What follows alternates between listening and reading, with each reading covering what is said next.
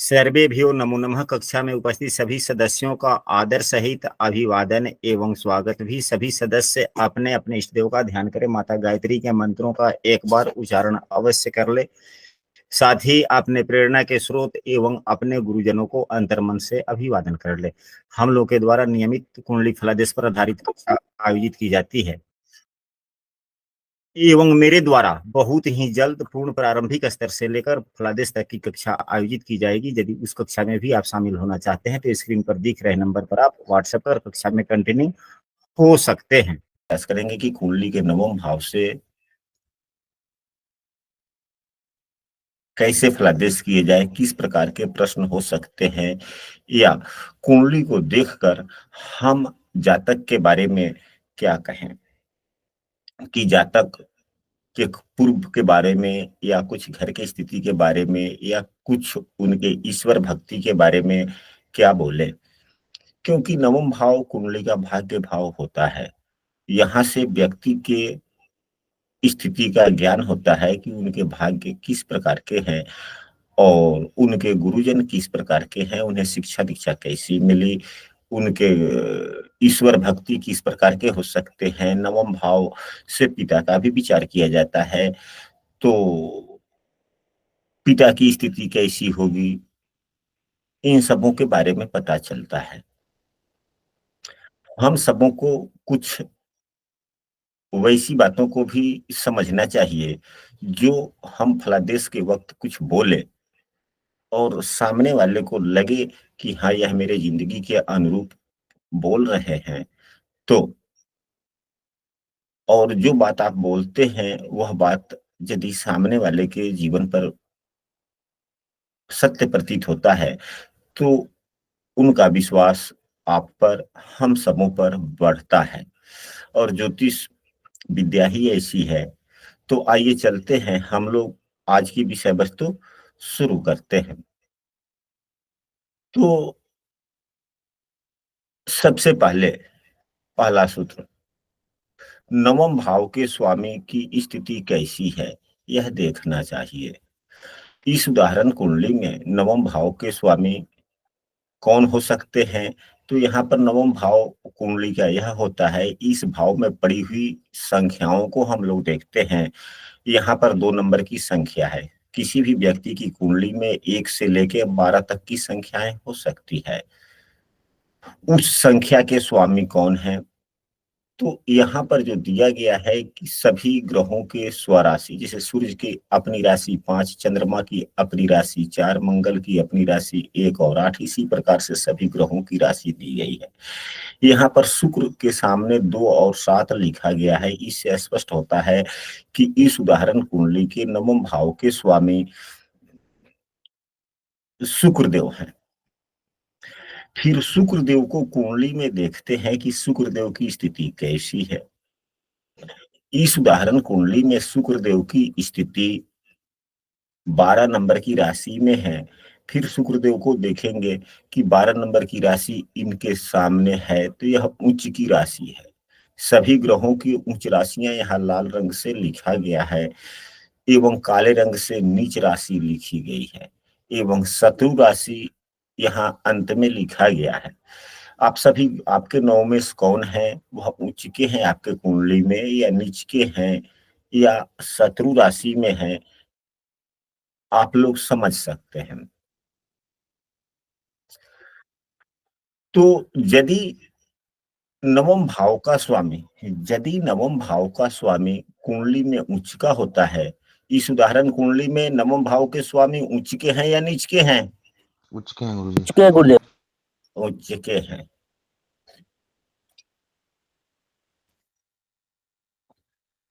तो जिसके कुंडली में नवम भाव के स्वामी उच्च के होते हैं और शुभ युक्त शुभ दृष्ट हो, सबसे पहली बात केवल उच्च के हो गए, यह दर्शाता है कि जातक का पिता सुव्यवस्थित है। क्या है? सुव्यवस्थित। सुव्यवस्थित का मतलब यह तो हम धन की बात नहीं करते, स्थिति की बात करते हैं। कुछ मध्यम वर्गीय या गरीब तबके के लोग भी सुव्यवस्थित होते हैं, यानी स्थितियां उतनी गड़बड़ नहीं है। अपने समय काल एवं परिस्थिति के अनुरूप वह ठीक ठाक है। अब वह कितने धन है उनके पास में, वह तो पूरी कुंडली की विश्लेषण की बातें हैं, या अमीर है होंगे या गरीब होंगे वह अलग बात है, लेकिन अच्छी स्थिति को, सुव्यवस्थित स्थिति को दर्शाता है। सही बात है गुरुजी। और साथ में यहाँ पर देखा जाए, केवल इतना ही से हम लोग नहीं आकलन कर लेंगे। अभी यहाँ पर देखा जाए कि शुक्र के साथ में राहु भी है, शुक्र के साथ राहु भी है। तो फिर यह पिता के स्थिति में परिवर्तन कर दिया। यह सुव्यवस्थित जो हम लोगों ने चर्चा किया, यह अंतर हो गया। यह क्या हो गया? अंतर हो गया। अंतर हो गया। सूर्य, अब इन दोनों का अंशात्मक मान जितना ही करीब होगा उतना ही यह सुव्यवस्थिता में बाधा करेगा। बाधा करेगा।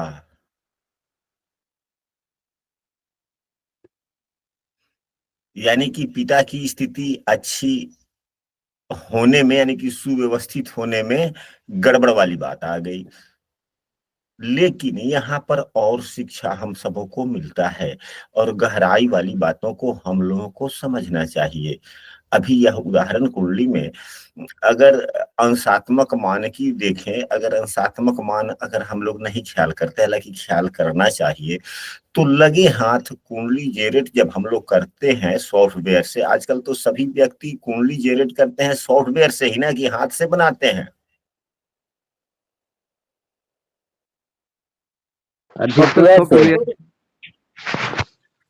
सॉफ्टवेयर से बनाते हैं।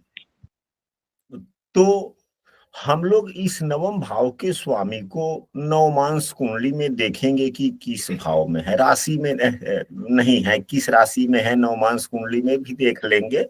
अगर मान लिया जाए कि किसी भी भाव में शुक्रदेव हो, नवमांश कुंडली के भाव को नहीं देखेंगे, किसी भी भाव में शुक्रदेव हो, यहाँ पर दो स्थितियों से देखनी है। कितने स्थितियों से नवम भाव के स्वामी को देखना है? दो स्थितियों से। दो स्थितियों से देखना है। यदि नवमांश का भी सहारा लेते हैं, जैसे यहाँ पर शुक्रदेव ऊंचिके हो गए, तो यहाँ पर हम लोग देखेंगे कि नवमांश कुंडली में इनकी स्थिति कम से कम 6 नंबर की राशि पर न हो, 4 या 5 नंबर की राशि में न हो, यानी कि नवमांश कुंडली में कम से कम अपने नीच राशि या अपने शत्रु राशि में न हो। एक तो कंडीशन यह हो जाता है। यदि यह नवमांश में नीच या शत्रु राशि में नहीं है और लग्न कुंडली में इनकी स्थिति मजबूत है, तो पिता की स्थिति अच्छी होती है, सामान्य से थोड़ा बहुत अच्छा होता है। अगर नवमांश में, अगर यह यहाँ पर उचके हो गए, नवमांश में 6, 4 या 5 नंबर की राशि में है, तो वह स्थिति में गड़बड़ हो गया। एक बात। अब यहाँ पर जो उदाहरण कुंडली हम लोगों ने लिया है, यहाँ पर शुक्र एवं राहु की युति है। राहु क्या करता है? राहु जिस ग्रह के साथ में होता है, उस ग्रह के शक्तियों को अपने में समा देता है, छीन कर देता है। उस ग्रह की शक्तियों को वह सोख लेता है या छीन कर देता है। हम लोगों को ऐसे समझना चाहिए। तो हम लोगों ने अभी चर्चा किया है कि अंशात्मक मान की में दोनों का अंशात्मक मान में दूरियां हो, दोनों के अंशात्मक मान में दूरियां हो, जितनी अधिक दूरी होगी उतना अच्छा बात होगा। अब इसके बाद में हम लोग नवमांश कुंडली में भी शुक्र एवं राहु को देख लेंगे। शुक्र से राहु जितना ही अधिक दूर होगा उतना ही अच्छी बात है। अगर नवमांश में भी शुक्र और राहु युत है, तो समझ लीजिए कि या शुक्र के साथ में अगर राहु युत हो गया नवमांश में, तो ज्यादा गड़बड़। शुक्र से 12वें है तो थोड़ा कम, शुक्र से 11वें है तो उससे कम, शुक्र से अगर 10वें है तो न के बराबर, अगर शुक्र से अगर यहाँ पर है 9वें है तो बिल्कुल असर नहीं। बात समझ गए आप लोग? जी गुरुजी। ठीक उसी प्रकार अगर शुक्र से राहु यहाँ पर है तो यहाँ शुक्र के साथ में जो राहु है तो काफी गड़बड़ कर दिया।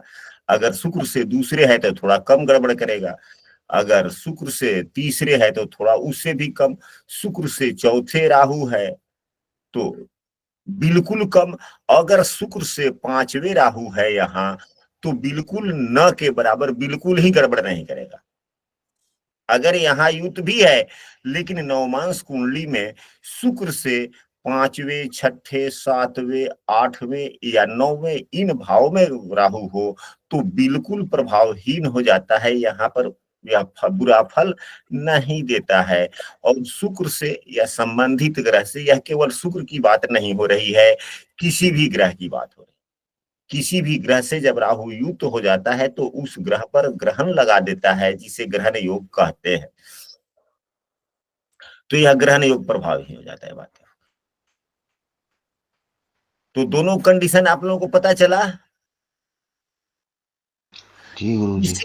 इसी में एक बात और हो जाता है कि अगर नवम भाव के स्वामी कुंडली के शुभ भाव में हो और उस पर किसी शुभग्रह की स्थिति पड़ जाए तो पिता की स्थिति और अच्छी हो जाती है, पिता की स्थिति और अच्छी हो जाती है। अगर यही नवम भाव के स्वामी जो शुक्रदेव हैं, अगर ये शुक्रदेव लग्न में बैठे हों तो पिता की स्थिति और उच्च स्थिति को दर्शाता है। यानी कि 9वें से जितने अच्छे भाव में होंगे तो व्यक्ति के लिए तो उसका लग्न ही सर्वोच्च होता है ना। जी गुरुजी। जी गुरुदेव। लग्न ही सर्वोच्च है। और इन स्थितियों में अगर नवम भाव के स्वामी पर किसी शुभग्रह का दृष्टि पड़ जाए या मित्र का दृष्टि पड़ जाए तो और अच्छी बात है। और क्या है? और अच्छी बात है, और स्थिति में मजबूती हो जाता है। तो यह नवम भाव के स्वामी एवं पिता की स्थिति कैसे देखें, यह तो आप लोग समझ गए ना। जी गुरुजी। अब इसके बाद में इससे आगे चलते हैं जरा सा दूसरे सूत्र पर। हम लोग केवल सूत्र को पढ़ लेना ही पुस्तक में पर्याप्त नहीं होता, उन सूत्रों को हम लोग अपने कुंडली पर कैसे लगा सकते हैं, कैसे फलादेश कर सकते हैं। तो गड़बड़ हो गया, पूरी कुंडली ही मिट गई। अच्छा ठीक है, हमने समझा था कि हम लिखे हैं 11, 12 शुक्र, राहु, चंद्रमा 1, 2 गुरु, 3 मंगल, 4, 5 हो गए सभी। 3 3 6 3 9 सभी ग्रह हो गए। अब इसके बाद में और भी कुछ, अगर यही नवम भाव के स्वामी, यदि नवम भाव के स्वामी नीच के हो जाए, इसी सूत्र का दूसरा, नवम भाव के स्वामी, अभी हम लोगों ने कुछ क्षण पहले यह पढ़ा है कि यदि नवम भाव के स्वामी लग्न में हो तो पिता की स्थिति कैसी, हम लोगों ने अभी चर्चा किया था कुछ क्षण पहले। अच्छी होगी गुरुजी। काफी अच्छी होगी, सुव्यवस्थित होगा, उच्च स्थिति को दर्शाता है। लेकिन इसी सूत्र का अपवाद यह भी है कि अगर नवम भाव का स्वामी, यदि नवम भाव का स्वामी कुंडली में कहीं भी हो और नीच का हो तो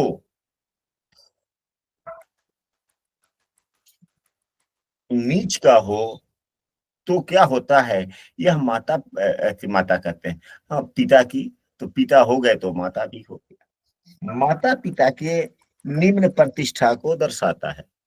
यानी कि नवम भाव के कौन क्या हुआ, नवम भाव हमारे पिता का भाव है और जिस भाव का स्वामी नीच का हो जाता है तो हम लोग समझते हैं कि उनकी प्रतिष्ठा थोड़ी निम्न हो सकती है।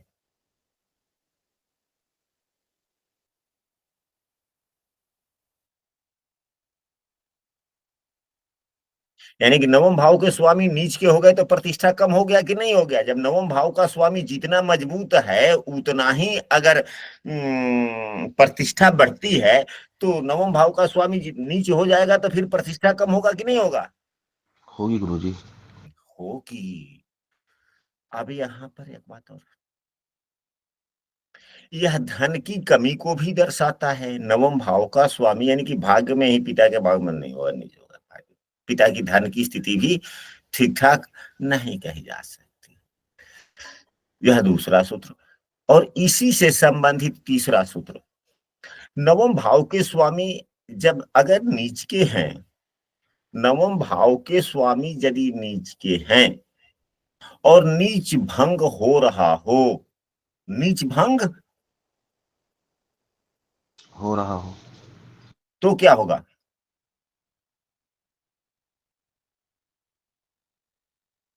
तो राजयोग गुरुजी। किसका राजयोग? पिता का गुरुजी, पिता की स्थिति अच्छी होगी। पिता की स्थिति अच्छी होगी। तो यह दर्शाता है कि पिताजी शुरू में उन्होंने काफी संघर्ष किया और पहले निम्न परिवार से थे। कैसे थे पहले? निम्न परिवार से। और अपने ईमानदारी, क्योंकि नवम भाव किस चीज का है? मंदिर का ईमानदार, गुरुजी। मंदिर का है, ईमानदारी का है, सत्यवादिता का है। तो अपने परिश्रम एवं संघर्ष के बल पर आपके पिताजी, जिनके कुंडली में अगर नवम भाव के स्वामी नीच के हो जाते हैं, जैसे कि यही उदाहरण कुंडली पर हम लोग सीख रहे हैं, पढ़ रहे हैं, तो हम लोग कह सकते हैं कि आपके पिताजी शुरू में बहुत ही निर्धन थे। आज जो स्थिति है वही स्थिति आपकी नहीं थी, उससे बहुत ही निम्न स्थिति थी। और उन्होंने अपने संघर्ष, अपने प्रयास, अपने मेहनत के बल पर उस निर्धनता से आगे आए हैं। अगर नवम भाव के स्वामी का नीच भंग हो रहा है तो अब नीच भंग के एक दो सूत्रों पर हम लोग चर्चा कर लेते हैं। अगर यही शुक्रदेव नीच के हैं और नवमांश कुंडली में, अब शुक्रदेव उच्च की राशि कौन होती है? शुक्रदेव की उच्च की राशि 12 है। नवमांश कुंडली में शुक्रदेव कहीं भी हैं और 12 नंबर की राशि लिखी गई है D9 कुंडली में, और 12 नंबर की राशि लिखी हुई हो और वहीं पे शुक्रदेव हो, तो नीच भंग हो गया, पहला चीज। दूसरा यह देखना है कि शुक्रदेव बुध से युक्त है या नहीं है। यदि शुक्रदेव बुध से युक्त रहते हैं तो इनका नीच भंग हो जाता है। शुक्र एवं बुध की युति होती है तो नीच भंग हो जाता है। और जितने भी ग्रह हैं, जितने भी ग्रह हैं, यदि सूर्य की बात करें तो अगर सूर्य का नीच भंग होता है मंगल के दृष्टि या युति के द्वारा, यह उतना फलदायी नहीं होता जितना शुक्र का नीच भंग बुध के द्वारा होता है, बुध के युति से।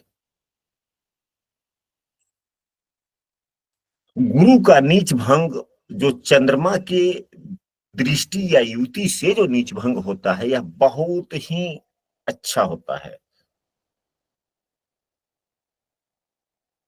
मंगल का नीच भंग